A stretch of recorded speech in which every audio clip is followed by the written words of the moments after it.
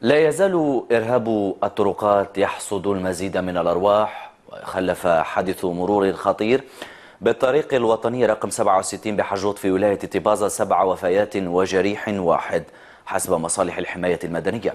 ونجم هذا الحادث المأساوي عن اصطدام بين حافلتين إحداهما مخصصة لنقل الطلبة، فيما فتحت مصالح الدرك تحقيقا قضائيا لتحديد ملابسات وقوع هذا الحادث المميت. تغطية للزميلين مهدي حمر ونسيب العربي.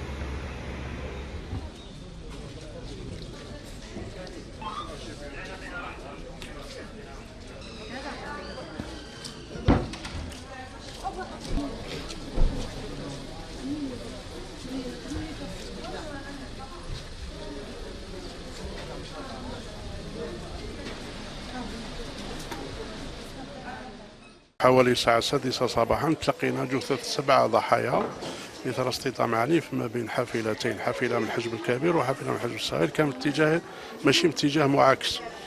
والضحايا يعني كان الموت يعني في عين المكان، يعني نظرا للاصطدام العنيف تلقينا 7، وكاين سائق الحافلة الكبيرة مجروح. على كل حال الوضعية تاعو مش حرجة، ليست بحرجة.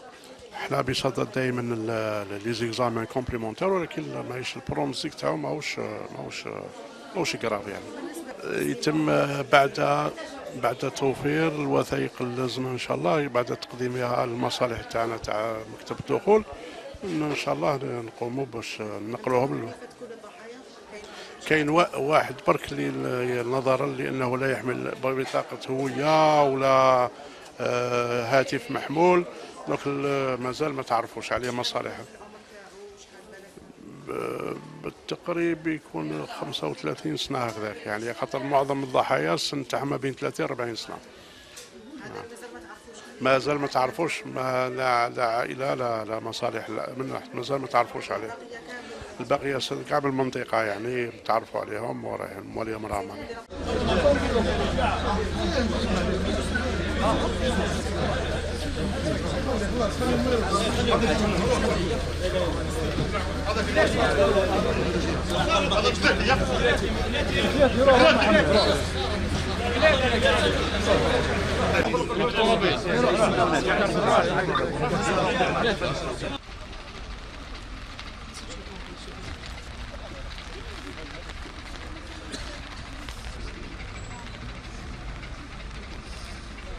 وش نقول لك الله يرحمه، هذا امر الله، ما عندنا ما نهضروا. هي سبحان الله كي جينا الصباح سمعنا بهذا الاخر وانسان طيب، ما ودي يكون تركبي في الكار يخدم في ترونسبور، تركبي في الكار يقول لك ما عندكش مكان تخلصي. مكلاتي عبد القادر الله يرحمه ويوسع عليه ان شاء الله يا ربي، الله يرحمه ويرحم ان شاء الله كاع اللي ماتوا ان شاء الله يا ربي، كاع الله يرحمهم. ما كانش سائق، كان راح ركب في الجينا في ذوك تاع 7 باش يروح يخدم. ماذا فما مانيش عارفه كيف داروا الكارت تاع الجامعه، مش عارفه كيف دخلت فيهم. الماني عبد القادر معروف عبد الغني حجوط الاخ، كان صديق ديالي واخذ ما عنده ما نقولوا فيه، انسان طيب ناس ملاح، وهذو كاع خاوتنا